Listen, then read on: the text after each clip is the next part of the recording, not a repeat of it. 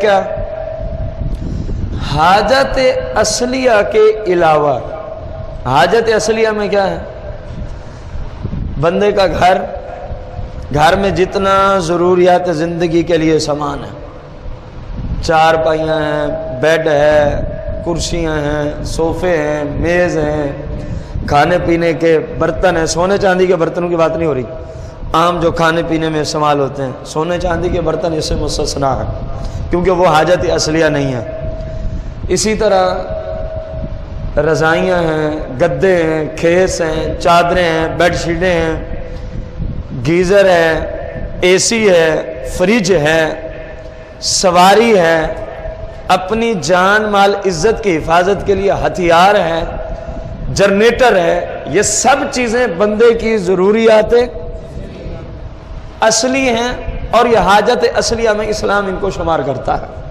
سواری خواہ کتنی مہنگی کیوں نہ ہو، اس سواری دیکھو جی 20 لاکھ روپے کی گاڑی پہ جا رہا ہے اور اوپر سے کہتے ہیں میرے اوپر قربانی واجب نہیں۔ ممکن ہے 20 لاکھ کی گاڑی کا مالک ہو لیکن کوئی خارج میں ایسی چیز نہ پائی جاتی ہو اس کی ملکیت میں، حالات تبدیل ہوتے کوئی پتہ تو نہیں چلتا نا۔ حالات اچھے تھے، گاڑی لے لی، بعد میں حالات خراب ہو، ابھی تک گاڑی کو بیچا نہیں ہے۔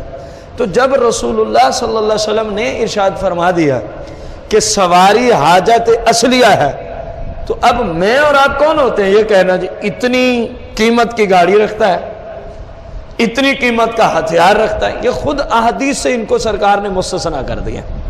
اتنی قیمت کا مکان رکھتا ہے، ظاہر 52.5 تولے چاندی قیمت 33 سے 34 ہزار کے درمیان گھوم رہی ہے، جو آج کل ریٹ اوپر نیچے ہو رہا ہے۔ کبھی 33,400 کچھ روپے، کبھی 33,500 کچھ روپے، کبھی 34,000، بہت چڑھ جائے تو 35,000۔ اب ظاہر کتنا گیا گزرا مکان ہو تو 35,000 سے زائد کا ہی ہوگا۔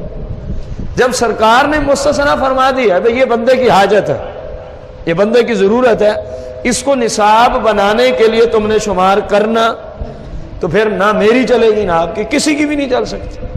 شارع علیہ السلام جہاں جس چیز کو فرما دیں بس وہیں مسلمان کی آنکھیں بند ہو جائیں، مسلمان کی آنکھیں وہیں کیا ہو جائیں بند، کہ اس کے آگے راستہ ہی کوئی نہیں ہے۔